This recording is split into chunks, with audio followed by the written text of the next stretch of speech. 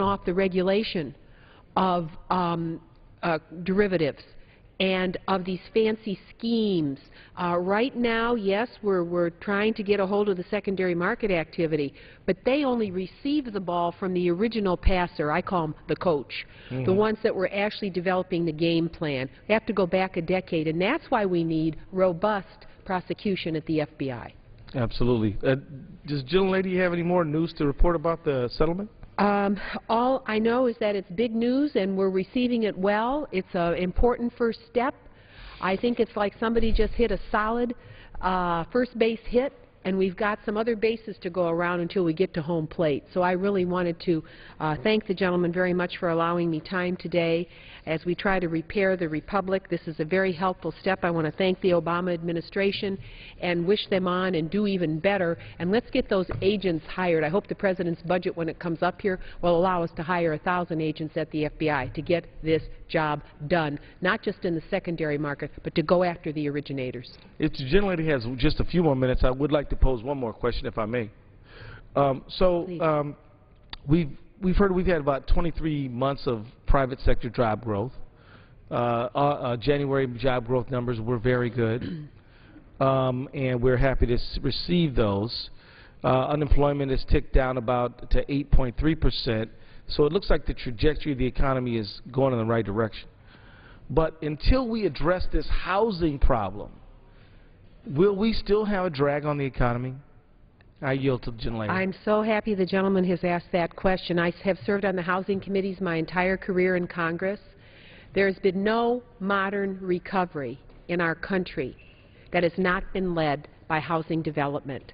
If you talk to realtors, if you talk to home builders, you'll see how poor that market is right now.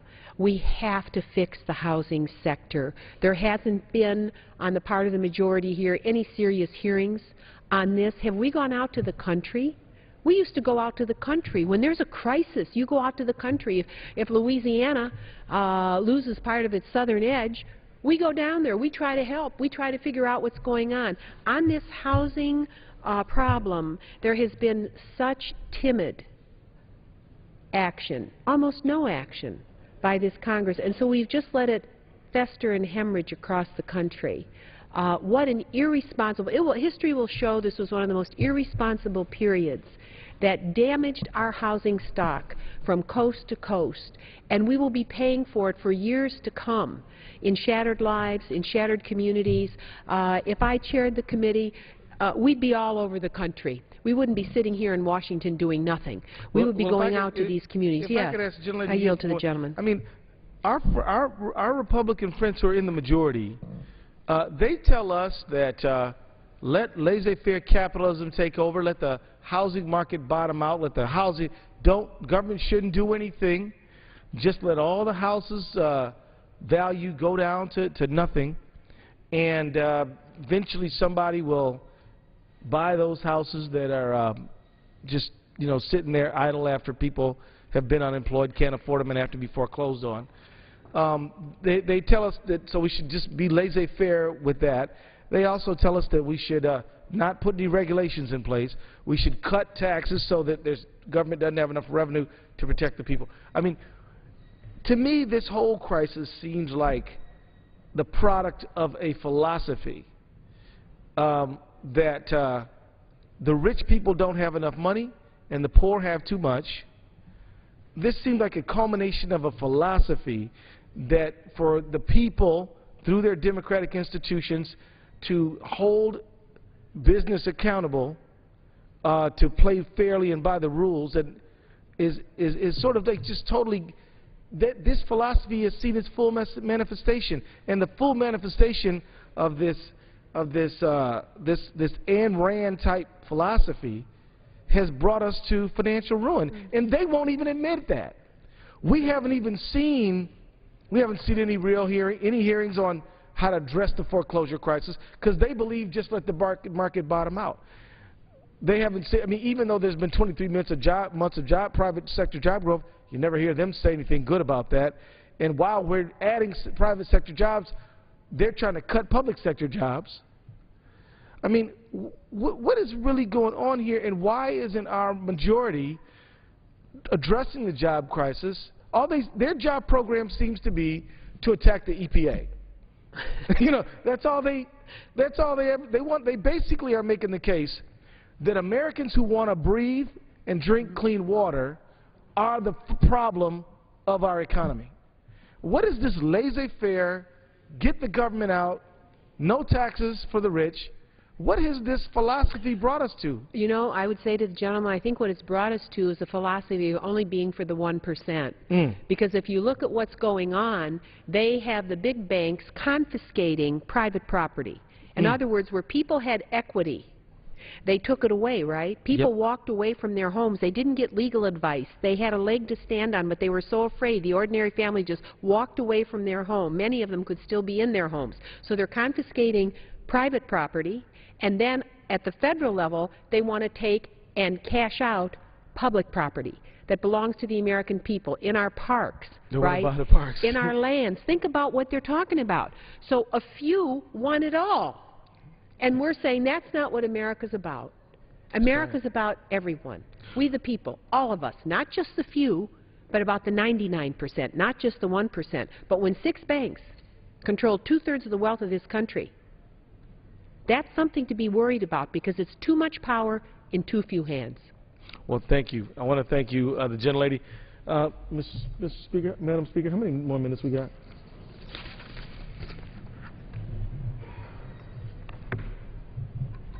The gentleman has 7 minutes remaining. Well, let me wrap up. We're going to wrap up before 7 minutes. All I'd like to say, Madam Speaker, is that the Progressive Caucus looks at an America where the American dream was of liberty and justice for all. And when those words were written, we had a society where, you know, only part of our society was legally allowed to fully participate. Women couldn't vote, blacks couldn't vote. But people who believed in the dream of America wanted to make progress and fought to make sure that women and people of color could vote in this country. And people looked at that American dream and said, you know what? We have a dream of a big middle class, broadly shared prosperity, and even though the society may not have quite been that way that time, they worked to fulfill that promise, that dream. The American dream, an idea that good Americans pursued and helped to bring into fruition. We're trying to make progress on the dream, the progress of full inclusion, full employment, respecting our environment, believing in science. This is what the Progressive Caucus is all about. We're not trying to conserve the old way where only some people had privilege and opportunity. We're trying to make progress. So this is what the Progressive Caucus is all about. The Progressive Caucus believes, of course, there should be a free market in America, but there also needs to be a public sector that will watch out for the health, safety, and fairness of our country. And yet, some people in Congress are hostile to the idea of any government role, but we're not. We believe that government is how we come together in ways that we can't do alone for the best benefit of everybody. And we urge the Republican majority, they got the power, this is a winner-take-all type system, to go out across America and do something and hear the people around the issue of foreclosure, to get some jobs going. Pass the American Jobs Act, pass Infrastructure Bank Bill, do something to get this country together, address the foreclosure crisis, stop whipping up Americans versus Americans, using loaded terms like food stamp president, which is racial code. Stop blaming the gay community for the failure in the rest of in people's marriages. It's not their fault. Stop with the heaping hate and scorn on new Americans, and stop trying to relegate women to a second-class citizenship. Let's embrace the fullness of what it means to be an American. Let's make progress on the American dream. Let's embrace the progressive message. And I just want to say, Madam Speaker, I yield back, and thank you for the time. The gentleman yields back.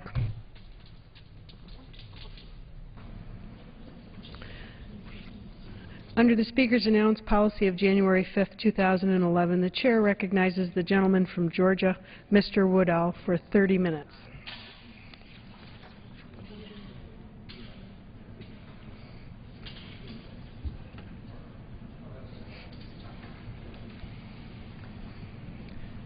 Thank you, Madam Speaker. I very much appreciate the time, and I appreciate my being able to follow my colleagues from the Progressive Caucus.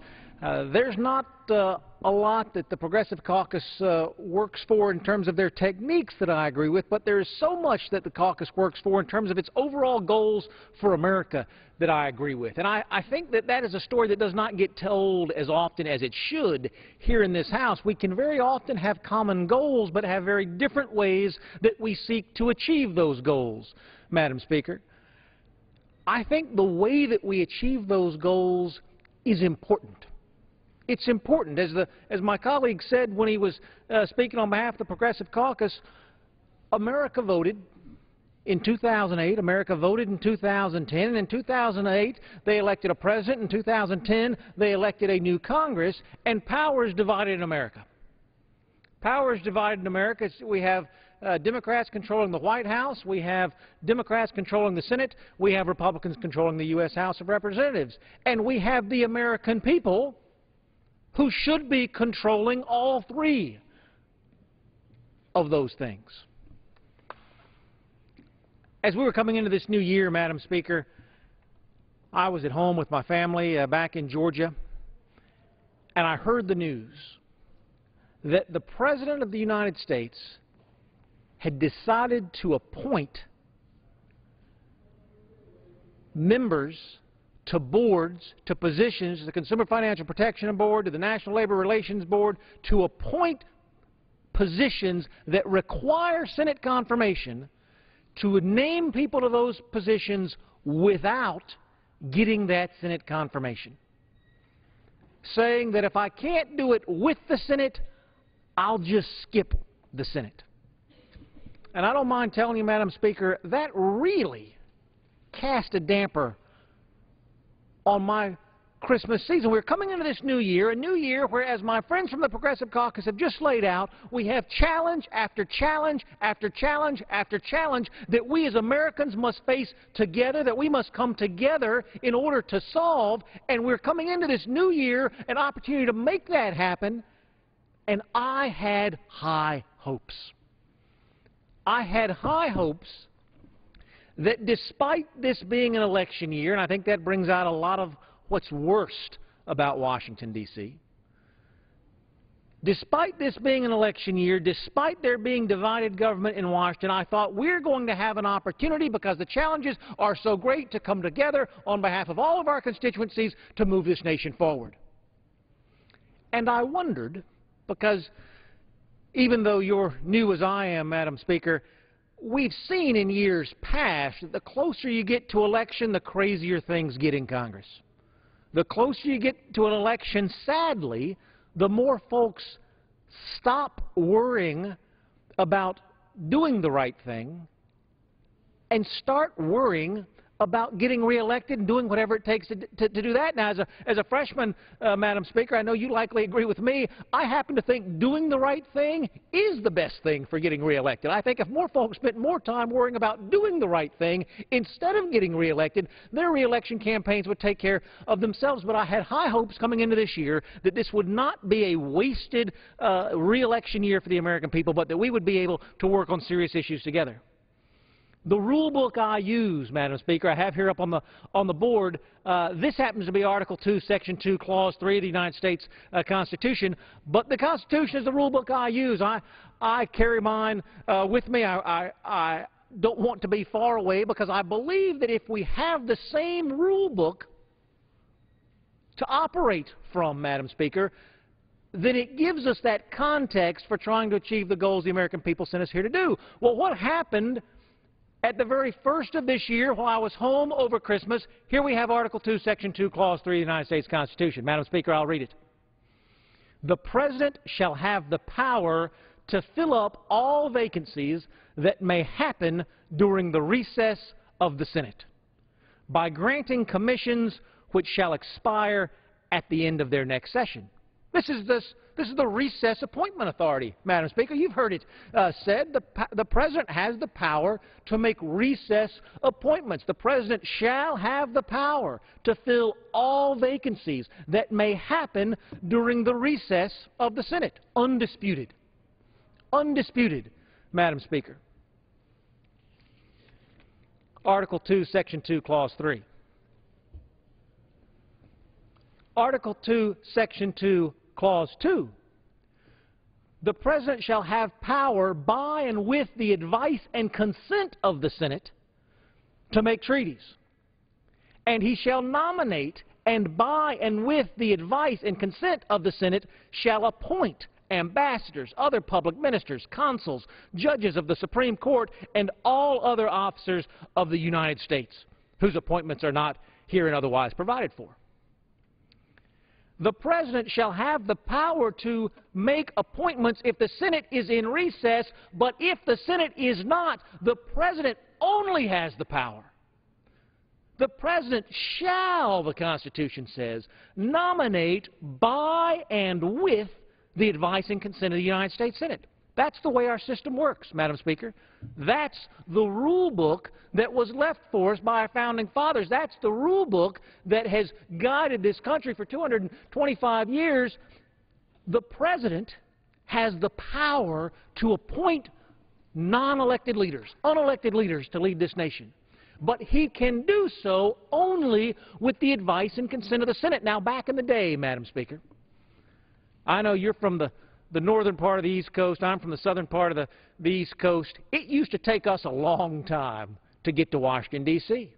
I'm 640 miles away from the Capitol down in Georgia. If I had to get on my horse and ride to the United States Capitol, it would take quite a few days to do it. And understanding that the business of the American people had to continue, our Founding Fathers looked ahead and said, if the Senate cannot be reconvened, if the Senate is too far away to consult, your first duty is to consult, but if you cannot, we want the country to go on. Well, that's been the way it's been in this country, Madam Speaker, as you know, for hundreds upon hundreds of years, until now. Until now, when for the very first time, this President of the United States said, I can't get my nominees through the Democratic Senate, so I'm going to go around the Senate. And he made appointments without the advice and consent of the Senate. I have with me today, Madam Speaker, a page from the congressional record, a speech that was given on the Senate floor. And this is what it says. Mr. President, the Senate will be coming in for pro forma session during the Thanksgiving holiday to prevent recess appointments. My hope is that this will prompt the President to see that it is in our mutual interests to get nominations back on track. With an election year looming, significant progress can still be made. But that progress cannot be made if the President seeks controversial recess appointments and fails to make others. With the Thanksgiving break looming, the administration informed me that they would make several recess appointments. I indicated I would be willing to confirm various appointments if the administration would agree to move others, but they would not make that commitment. And as a result, I am keeping the Senate in pro forma session to prevent recess appointments until we get this process back on track. Do you hear those words from the United States Senate, Madam Speaker? Do you hear those words? This was the majority leader in the United States Senate speaking out, telling the President, you cannot make appointments without the advice and consent of the Senate. You're trying to go around us. We will not allow it. We're afraid you're going to do it while we go home for Thanksgiving. So instead of going on recess, instead of recessing the Senate, we're going to stay in pro forma session, not just through Thanksgiving, but through the Christmas holidays to make certain the President seeks our advice and consent. Sounds like a speech a Republican would have given, Madam Speaker, to make sure the President of the United States followed the Constitution, but it's not. It's not. This is actually a page from the congressional record, November 16th, 2007, Madam Speaker. These are the words that then Senate Majority Leader Harry Reid spoke to President Bush, telling President Bush, the law of the land is you can't do it without us unless we're in recess. We're not going to go on recess. We're staying here in pro forma session. And in fact, then Majority Leaders, and still now Majority Leader Harry Reid, the United States Senate, kept the Senate in session, pro forma session, every day until the end of President Bush's term, and no recess appointments were ever made. Why, Madam Speaker? Because the Senate never went on recess. Harry Reid said, Mr. President, the Senate will be coming in for pro forma session during the Thanksgiving holiday to prevent recess appointments. That's how he opened his speech that day. He closed his speech that day by saying, as a result, I am keeping the Senate in pro forma session to prevent recess appointments until we get this process back on track. Harry Reid knew, Madam Speaker, that the President could not, under the laws that govern our land, under the rule book that is the United States Constitution, he could not make appointments if Harry Reid kept the Senate in pro forma session. 2007, then Majority Leader Harry Reid talking to then President George Bush. Fast forward, Madam Speaker, to the holiday season 2011-2012. Same Majority Leader sitting in the United States Senate, Harry Reid. Same pro forma session continually through Thanksgiving and Christmas, the same pro forma session that Harry Reid said clearly would prevent constitutionally the President from making any appointments. And what did this President do? He made 4. For the first time in American history, he made 4. And he said, you know what? It's been so hard to work with the Senate. This whole going around the Senate and skipping them all together is working so well, I may do it again. If I can't work with you, you, the delegates of the American people, you, the elected representatives to our republic, if I can't work with you, I'm going to go around you. And it worked out so well this time, I might do it again. Madam Speaker, while I disagree with my colleagues on the methods that we use, I share a common set of goals with them of what we want for America. When we lose that common fiber, when we lose what I would call that American dream, that almost tangible spirit that unites us more than it divides us, that sense of who we are as a nation that you can almost reach out and touch, that makes it clear that we will continue, no matter what our differences, towards a common end. I would tell you the Constitution of the United States, Madam Speaker, contains much of that spirit. The Constitution is clear, and this President, for the first time, decided it just didn't matter. He had ends that he wanted to achieve, and he said the means, as unconstitutional as they may be, justify those ends.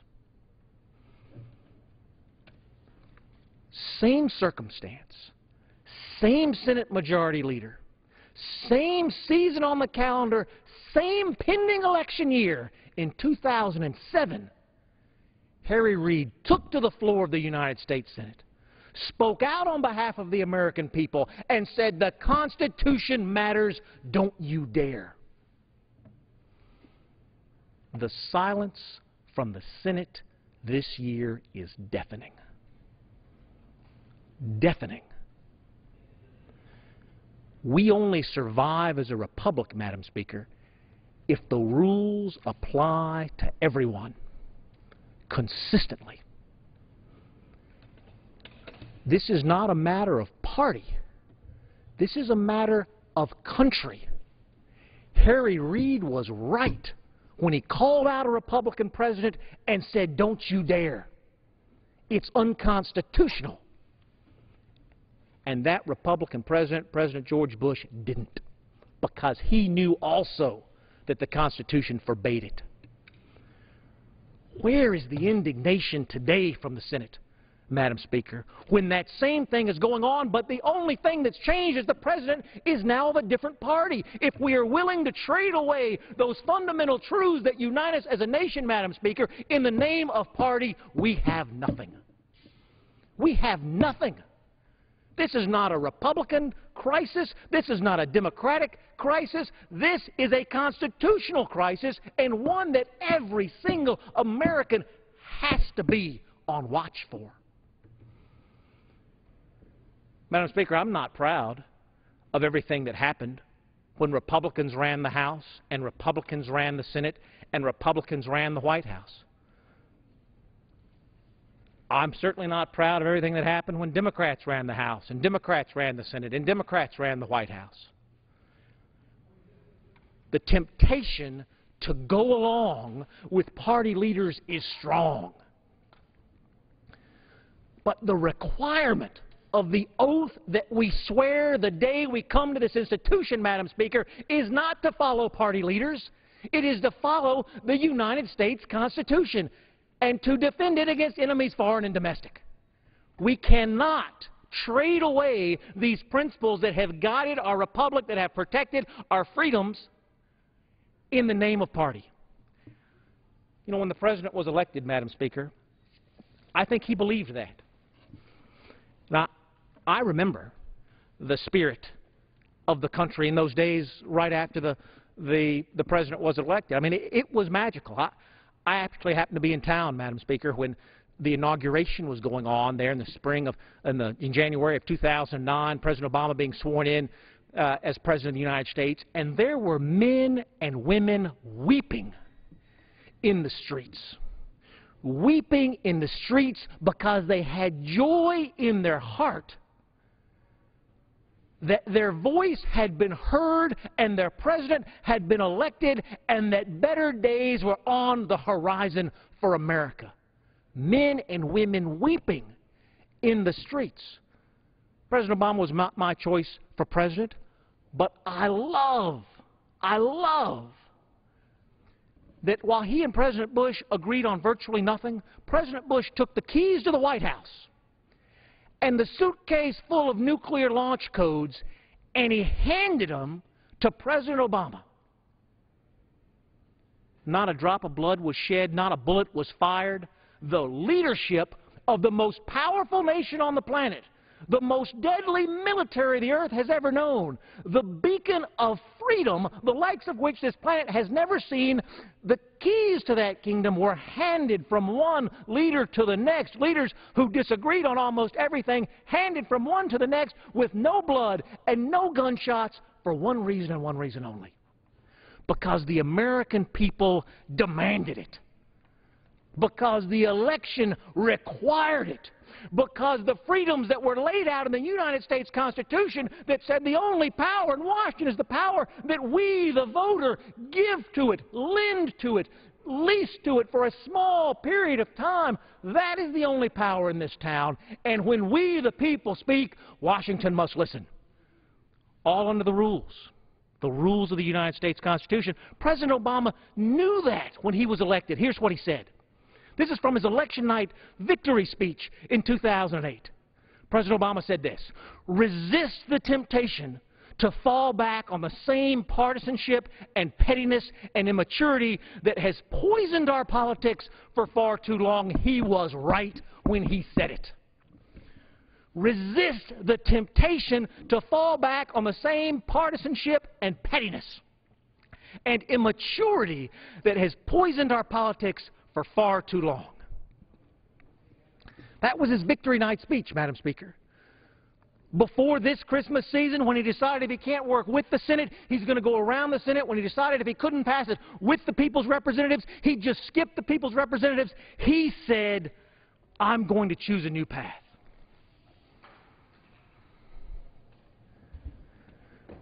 But in December of last year, Madam Speaker, after 3 years as our president, when asked about the partisan tone that the rhetoric was taking, he said this: it was going to take more than a year to solve it. It was going to take more than 2 years. It was going to take more than one term, probably takes more than one president. On Victory Night, Madam Speaker, he said deliverance is coming to America from the temptation of partisanship, pettiness, and immaturity. In December of 2011, he says it was just going to be too hard. Couldn't do it in a year, couldn't do it in 2 years, couldn't do it in a whole term, probably can't even do it in one presidency. Madam Speaker, his sights are set too low. He can if he has the courage to do it. August of 2008. Right before the election, Madam Speaker, President Obama says this as he announces his vice presidential candidate. After decades of steady work across the aisle, I know that he'll, talking about Vice President Biden, be able to help me turn the page on the ugly partisanship in Washington so we can bring Democrats and Republicans together to pass an agenda that works for the American people. Madam Speaker, he knows. He knows in his heart what the right thing to do is. He knows he wants to move past, turn the page, he says, on the ugly partisanship in Washington so that we can bring Democrats and Republicans together to pass an agenda that works for the American people. That was right before the election, Madam Speaker. This year, he's decided for the first time in American history, if he can't get along with Democrats and Republicans in the Senate, he'll just go around them. Doesn't matter that the constitutional rule book says no. He has somewhere he wants to go. He wants people in power that he can appoint. And the fact that the Senate won't sign off on those folks, the fact that the voice of the American people is represented in those 100 men and women in the Senate won't sign off on those folks, doesn't matter to him. He has an agenda and he wants to go after it. What happened, Madam Speaker, to trying to turn the page? November 2010, President Obama recognized his failure.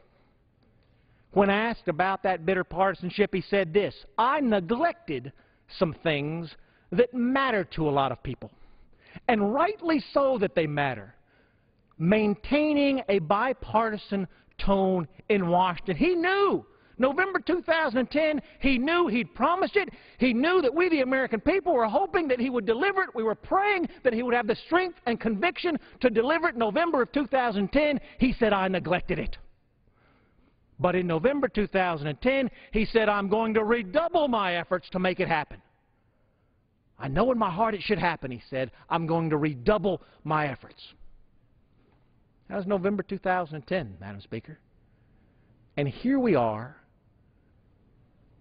having the President go around the Constitution for the first time ever in American history because the Senate does not approve of his nominees. He cannot get Senate approval. Rather than nominating people with whom he could get Senate approval, he said, I want what I want. The will of the people as expressed by the Senate does not matter. If I can't work with them, I'm going to go around them, and it works so well, I'm likely to do it again. Madam Speaker, I don't want this to sound like a partisan discussion. This that is happening with the Constitution today, this constitutional crisis that we're in with these recess appointments, it is wrong whether a Republican tries to do it or a Democratic tries to do it, and we know that to be true because we remember it from 2007.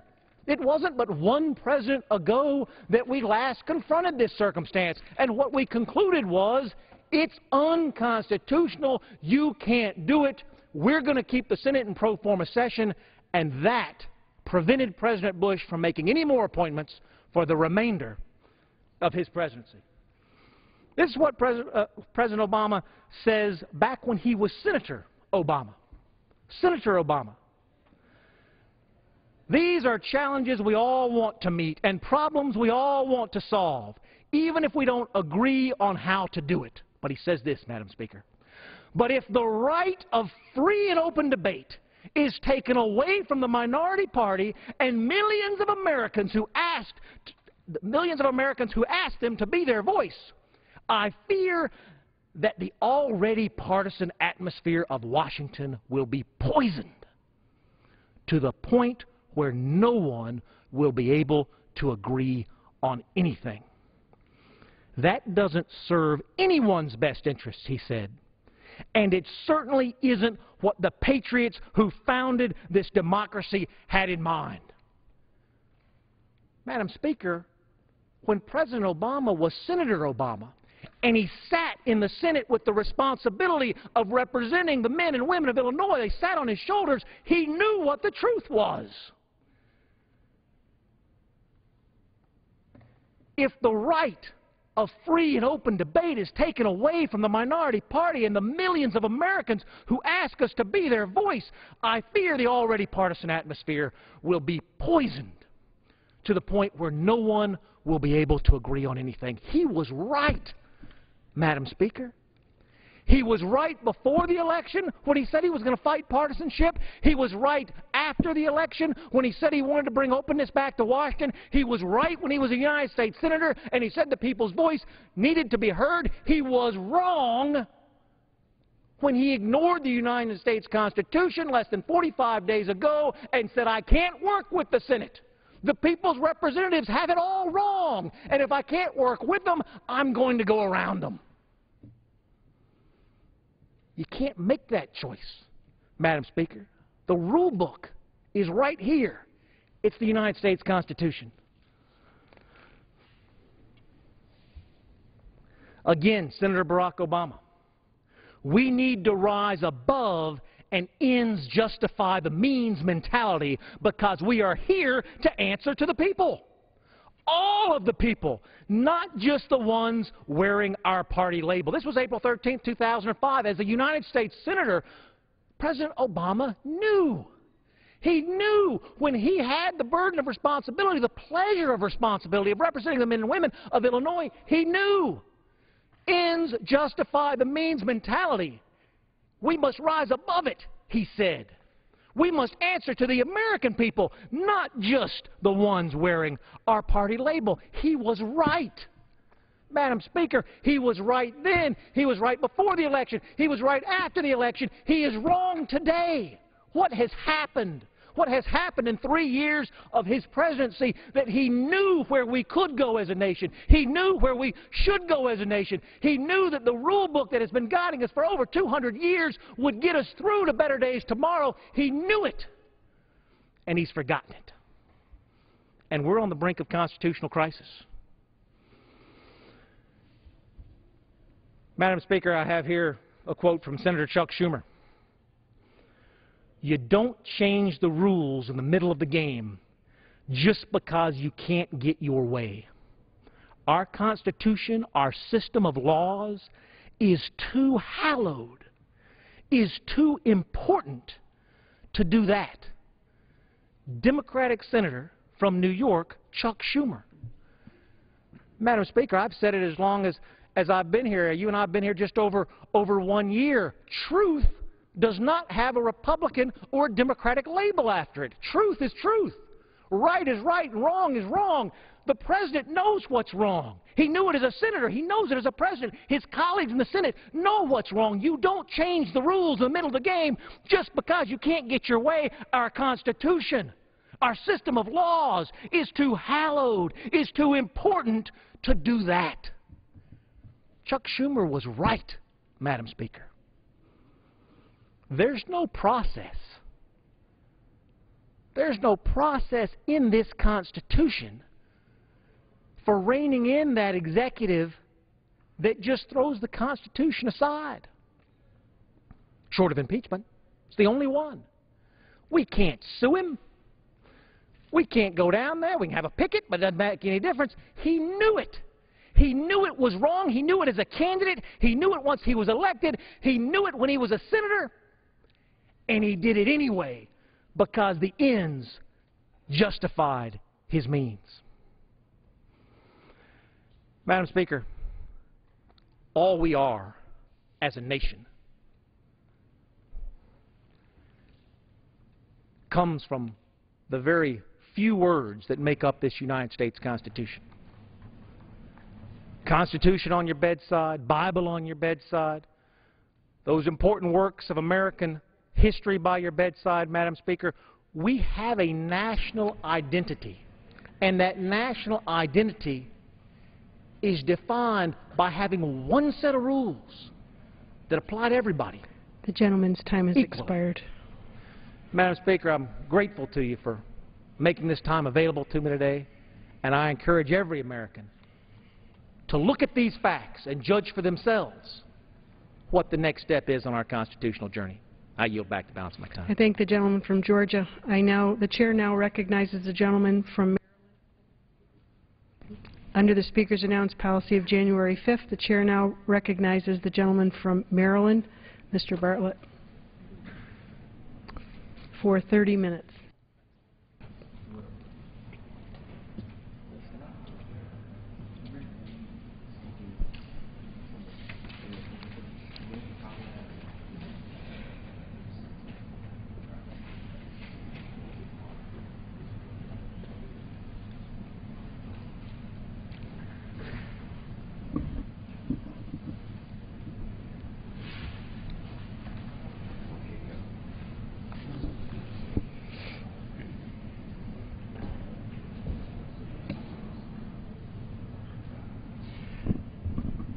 Thank you, Madam Speaker. I want to begin today with a chart that I usually use near the end of this presentation when I'm talking to an audience. And I frequently don't have time to develop the chart as fully as one might.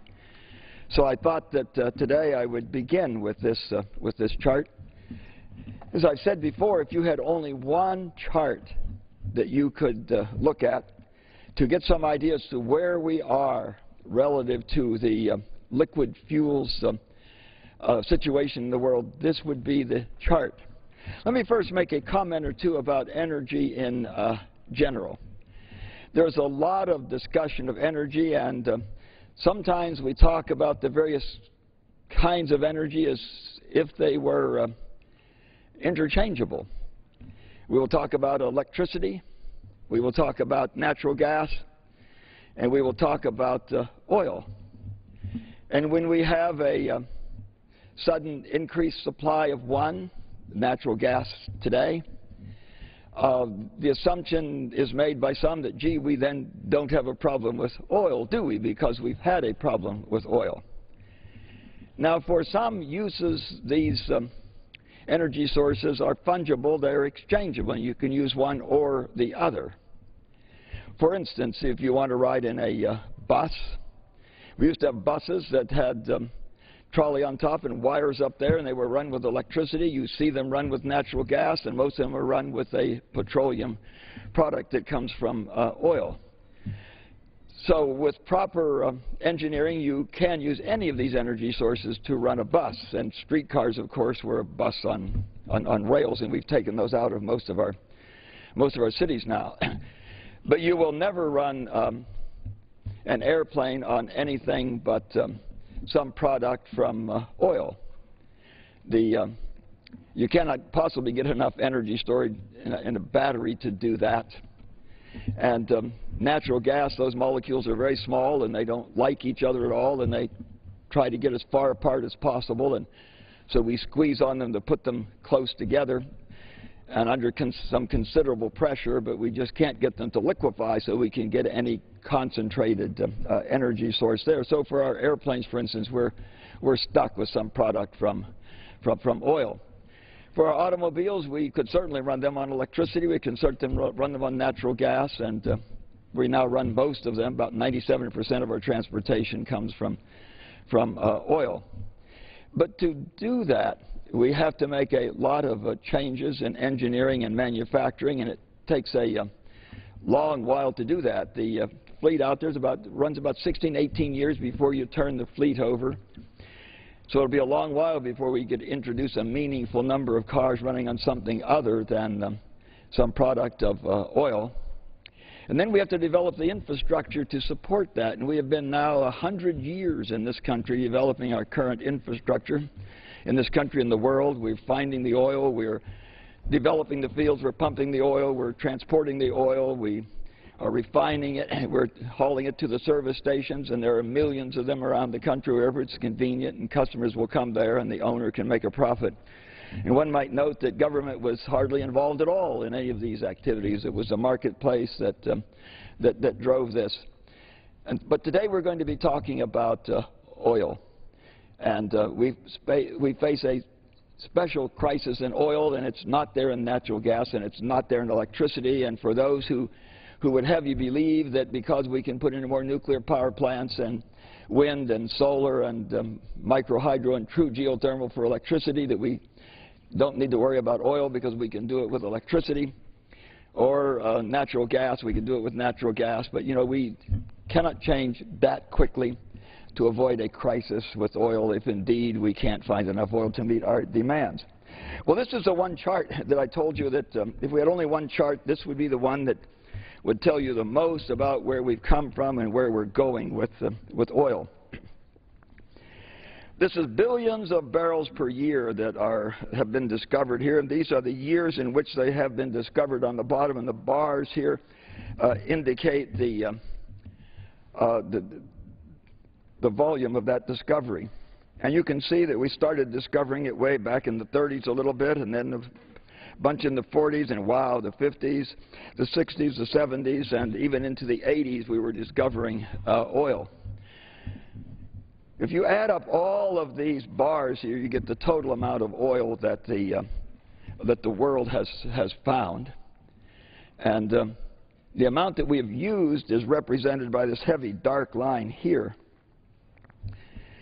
And the amount that we've used is the same as the amount that we've produced, because we're not storing anywhere any meaningful quantities of oil, so the production rate and the consumption rate are essentially the same thing. Several interesting things about this chart. Notice that from about the 1970s on, we have found less and less and less oil. And that was while we had a greater and greater interest in finding oil, because we had a greater and greater use for oil. The dark line here shows our use rate, and you notice that it was increasing exponentially up through the early 70s. Had this curve continued, and you can extrapolate it, it would have come out through the top of this graph. But a very fortuitous thing happened. We didn't think it was fortuitous at the time. It was anything but that at the time. It was the Arab oil embargo. And I can remember that you went on even odd days, the last number on your license plate, and there were long lines at the service stations, and some disagreements occurred in those lines. It was a difficult time for America. But that woke us up. By the way, this was only a temporary disruption of the supply of oil, because they just decided, because they did not like our friendship for Israel, that they weren't going to ship us the oil. There was plenty of oil to ship out, so we knew it would be there after this temporary crisis. But it did wake us up. It reminded us that, gee, we had better be somewhat more provident in our use of oil, and so we set about being more efficient in the way we use this energy. And so a lot of things are more efficient today than they were then, in both the use of oil and electricity. For instance, your air conditioner is probably 3 times as efficient today as it was then, so you're using less electricity relatively now than you were then. We became more efficient in our use of oil. You notice there was a little recession produced by this Arab oil embargo in the 80s there, and then now the growth rate is slower. That's very fortunate, because now the reserves that we have will last longer. Notice that at about 1980, we, for the first time, started using more oil than we found. But no matter, because we have a lot of reserves back here. You see, everything above this curve represents reserves. All that we have used is what is under the curve. So above the curve represents reserves that we can use when we cannot find enough to meet today's use. And that's been the situation since these curves crossed back here in about the 80s. And so now we've been dipping into these reserves back here to find the oil that is above the oil that we found to meet our demands for it. And by, these reserves, of course, will be exhausted. And so this was a prognostication made, and well, gee, when was it made? In about 2004, this prognostication was made that we were going to reach our maximum oil production here at just about this time, isn't it? Just about this time we were going to reach the maximum oil production, and then production of oil would fall off after that. Now, it's anybody's guess as to how much oil we will find, and we're finding some meaningful fields of oil. If you find a 1 billion field of oil, that's a pretty big field of oil. Well, so where is that on this chart? Well, this is 10 billion here, so 1 billion is way down here. Just barely gets off the baseline here. And a really, really big find of oil is 10 billion barrels of oil. That's here. Well, you can see that the big discoveries that we're finding today are dwarfed by the discoveries that we found a number of years ago. One of these discoveries was the great Garwar oil field, the granddaddy of all oil fields in Iraq. It's been pumping oil now for 50 years, and we don't know how many years yet before exhaustion in that field. By the way, that 10 billion barrels of oil that you find will last our world just exactly 120 days. Because every 12 days we use 1 billion barrels of oil. This is about 6th grade arithmetic. We're using about 84 million barrels of oil a day. And if you multiply that by 12, it's about 1,000, and 1,000 million is 1 billion. So about every 12 days we use 1 billion barrels of oil. That means that a huge oil discovery today will last the world 120 days. Now, what happens in the future, you can draw that curve any way you wish by what you postulate as to what we're going to find. You can actually have that curve going up, and some do, if you think that we're going to find enough oil to make that happen. But, you know, this is the rate at which we've been finding. And remember that these ever-decreasing discoveries have occurred while we had better and better technologies for finding oil. We had pretty poor technologies back here, but it was near the surface and readily available, so we found an awful lot of it. Now what we find is deep and hard to get at, and we have much better technologies for finding. So in spite of these improved technologies for finding oil, we have been finding less and less and less oil. The next chart shows us what happened in our country and what is happening today in our country. And I need to get a more recent one of these charts because it will show a little bit of a pickup here at the end due to the Bakken oil. But this is the production of oil in our country. And whenever I present this chart, I generally talk about the prognostications of the person that I think gave the most important speech of the last century. It wasn't recognized then, and I think shortly now it will be recognized. At the speech given by M. King Hubbert on the 8th day of March 1956 was the most important speech in the last century. It was given to a group of oil people in San Antonio, Texas, and he made what was then an absolutely audacious prediction. The speech was given in 1956, and here we are in 1956, and this is the amount of oil that we're producing. Oh, the orange on top here is natural gas, liquids. That won't be in your gas tank. It is propane and butane and things like that. And oil from Texas and oil from the rest of the United States, but the total here is the line that we're interested in. This is where we were in 1956. We have to put this in context of where we were as a country. The United States was king of oil. We were producing more oil. We were using more oil. We were exporting more oil than any other country in the world. And M. King Hubbard said that in just about 14 years, right around 1970, the United States will reach its maximum oil production, and from then on, no matter what you do, the production of oil will fall off. And we don't have time today, but we may another time go into how he made those predictions and why he was relatively certain that he was correct in making those predictions.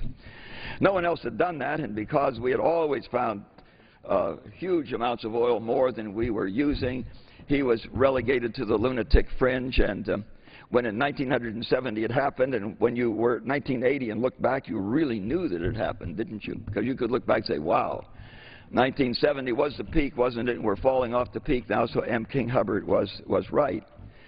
Now, he did not include in his predictions oil from Alaska or the Gulf of Mexico, because he looked at only the lower 48. And you notice that that huge find in Alaska, we have a 4-foot pipeline up there. I've been up there where the pipeline begins. And we're producing about a fourth of all the oil in our country that flowed through that pipeline. And so it made a little blip here in the downhill slide. And you remember, not all that many years ago, those fabled discoveries and production of oils to the Gulf of Mexico, and you see it here. It's the little yellow here that made barely a ripple in the top line. Well, this is the experience of the United States. Today, we have drilled more oil wells than all the rest of the world put together. We're the most creative, innovative society in the world. And we could not reverse this decline that M. King Hubbard said was going to happen. Now, he also predicted that at just about this time, the world would be reaching its maximum oil production. Now, if the United States, if we, with all of our creativity and innovation, could not reverse this decline, when the world reaches this top point, which is called by most people peak oil, from which point you go down the other side, if we could not reverse that, what chances do you think there are that the world will do what we could not do? I think most people believe that we probably can do more, better than the rest of the world. This is a chart of a couple or so years ago, and these are the data from two entities that do the world's best job of tracking the production and consumption, which are essentially the same thing, of oil. This is the International Energy Association, a creature of the OECD in Europe, and the Energy Information Administration, a part of our own Department of Energy. And these are their two curves here. You can see that they are very similar.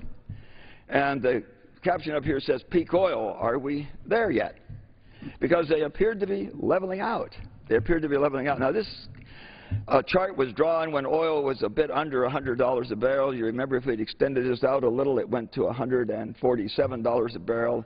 And these curves did not go up. We're roughly here at 84 or 5 or so million barrels of oil a day. That's where we've been for 5 years now. With increasing demand and no more supply, the price finally went up to $147 a barrel, and the economy, with some help by the housing crisis in our country, came crashing down. And oil dropped down to, I think, a bit below $40 a barrel.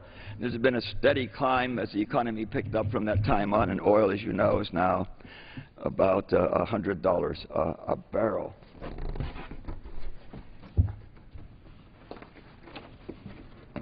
The next chart here, and I want you to remember this one because you're not going to find it on the Internet when you go there.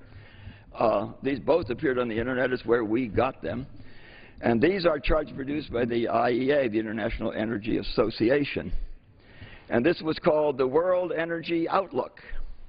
And this top one here they did in 2008. And I want you to note some interesting things about this chart. The dark blue here is the production of oil, what we call conventional oil. If we went back to the other side of the chamber here and started 100 years ago, you'd start at 0, and then it would come up and up and up, slowly up, always producing just the amount of oil that the world wanted to use because it was there and we could produce it. And so we always met the demands for the use of oil in the world. And at one time it was 10 cents a barrel when it started, and within fairly recent memory it was $10 a barrel, really pretty cheap compared to $100 a barrel, isn't it? So they're saying that now this conventional oil that we've been pumping is going to reach a peak here. We reached that peak in our country in 1970, remember? And that after we reach that peak, it's now going to fall off. It's going to go down the other side.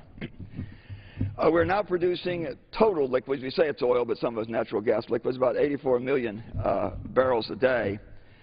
The top orange here is natural gas liquids. The green here is unconventional oil. That's oil like the tar sands of Alberta, Canada. That is really a sticky stuff. They have a shovel that lifts 100 tons, dump it in a truck that hauls 400 tons, and then they cook it with some what we call stranded natural gas. That's natural gas where there's not a lot of people, so there's not a big demand for it. We say it's stranded, and so it's quite cheap, and they use that for heating and softening this oil. Then they put some solvents in it so that it will remain a liquid so that they can pump it.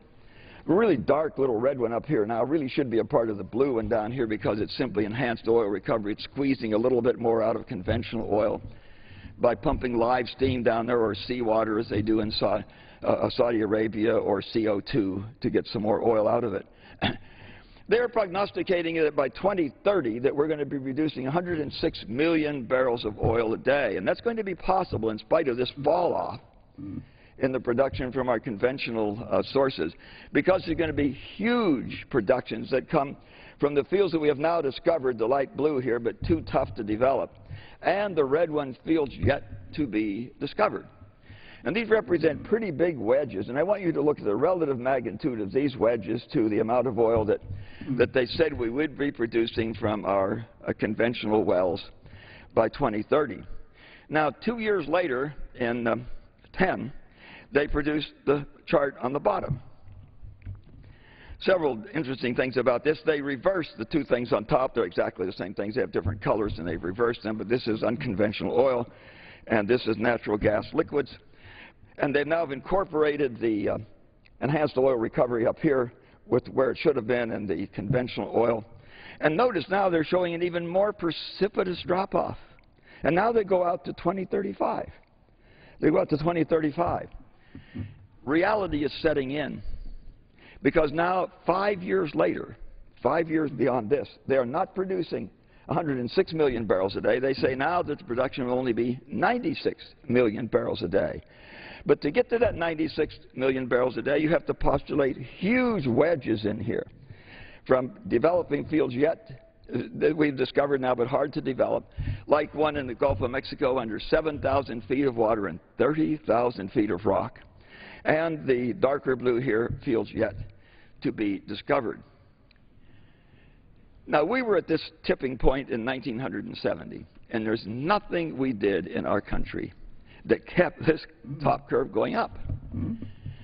I have a lot of trouble understanding why people believe that the world will be able to do what we could not do. Notice these huge wedges that are supposed to be produced by just 2035. That's not very long from now, is it? I think that there is little probability that these wedges will be produced. I think that what's going to happen is that the world will do what the United States did, that this will tip over and the total production of oil worldwide will decrease. The next chart is a very recent chart from the Deutsche Bank, and this shows the growth in oil production capacity versus demand. This is not how much we're producing, this is the growth in how much we're producing. I think this chart is, they think it tells a grim story. I think it tells an even grimmer story. Because I don't think we're going to have an increase in production. I hope we do. But we have not for 5 years now. I think we're stuck at where we are. But even if we have this increase in production, this is the increase in demand. And they say that that increase in demand is going to fall 20% short of the production. And notice where most of that demand is. red China. That's where most of the increase in demand is. China last year used 6% more oil than it did the year before. Worldwide, there was no more oil than there was the year before, so where did China get that oil? Well, we use less. We used to use, what, 21 million barrels a day. Now we're at 18.5 million barrels a day. We're driving less. We're driving more efficient cars. There are more people in the HOV lane. Our military really has had a very aggressive and very successful program to be more energy efficient, because energy is a huge part of their cost. When oil goes up just $1 a barrel, they have millions of dollars more cost in the military. So for a lot of reasons, we've been more efficient in our country. Good news, because that meant that China could have more oil to use and the price didn't go above $100 a barrel. Let me show you the next chart here. And this one, I think, is a very interesting chart that kind of puts this in a perspective, a worldwide perspective. The world is going to seem to be turned upside down with this. This is what the world would look like if the size of the country was relative to how much oil it had. And we see some very interesting things here. Wow, Saudi Arabia dominates the planet, doesn't it, in oil? And it does. About 22% of all the known reserves of oil in the world are in Saudi Arabia. Look at little Kuwait, a tiny little thing that looked to Saddam Hussein like a province that ought to belong to Iraq, and he went down there to take it. Remember that war? And look at Iraq, how much oil there, and Iran. Iran is pretty big. In our hemisphere, Venezuela dwarfs everything else in our hemisphere. They have more oil than everybody else put together in our hemisphere. And here we are, the United States. We have only 2% of the reserves of oil in the world, and we use 25% of the oil in the world. And guess who our #1 importer is? It's Canada. And look at Canada. Canada has even less oil than we do. But they don't have very many people, so they can export the oil. Until fairly recently, Mexico was our #2 importer, and they also have less oil than we. They have a lot of people, but they're too poor to use the oil, so they could export it to us. The second largest oil field in the world, the Cantarell oil field, was in Mexico, and it is now in rapid decline, something like 20% a year. So now Mexico is our #3 importer, and Saudi Arabia is our #2 importer of oil. I want you to look at Europe. Boy, you need a magnifying glass to find it over here, don't you? This is Europe. Bigger than we are in terms of an economy. Very little oil. Really dependent on these huge supplies of oil from the Middle East. Russia, spanning 11 time zones up there. Not all that big. They're the world's, I think, #1 producer of oil now, because they're pumping really hard in their oil fields. They have a lot of oil, and it'll last for a while, but nowhere near as long as Saudi Arabia, Iraq, Iran. By the way, Iran in a decade, if the current increase in use rate and the current production rates remain the same, those curves will cross within less than a decade, and Iran will be an oil importer. That's also true of Mexico, by the way. They're going to be an oil importer within a decade. If you look at the rate of increase in the use of oil and the production of oil, those curves will cross in less than a decade. The really alarming picture occurs when you look at China and India over there. Tiny little countries in this world according to oil. China with 1,300,000,000 people. India with over 1 billion people and with very little oil. What is China doing about this? China is buying up oil all over the world. We use 25% of the world's oil, a bit less now since we slowed down a little, but it's been 25% of the world's oil, 2/3 or more of which we import. And we're not buying oil anywhere. Why wouldn't the nation that uses the most oil and has relative to its use the least be buying oil somewhere else? Well, there's no need to buy the oil because it doesn't matter who owns it. The person who gets it is the person who comes with the dollars, and let's hope it stays dollars, that the global petroleum auction and buys the oil. So why isn't China content to just take their money, and they've got a lot of it? Why don't they just take their money and buy the oil? I think that they understand that there will be a shortage of oil in the future, and I hope I'm wrong in this prediction, but I think that China may one day say that they can't share that oil, and this is going to create some huge tensions, geopolitical tensions in the world. Well, what does all this mean? This means that we have a huge challenge in our country. This is good news to me because I think that we can once again become an exporting country, that we can create millions of jobs with the green technology that produces the alternatives that inevitably will occur. One day we will produce as much energy as we use in this country. Geology will assure that that happens. I hope that we get there through a really winning economy when we recognize that we have to rise to this challenge. I think America, with our creativity and innovation, can create the technologies and the products that will sell worldwide to help us in this huge challenge that we face with the limited supply of oil and the ever-increasing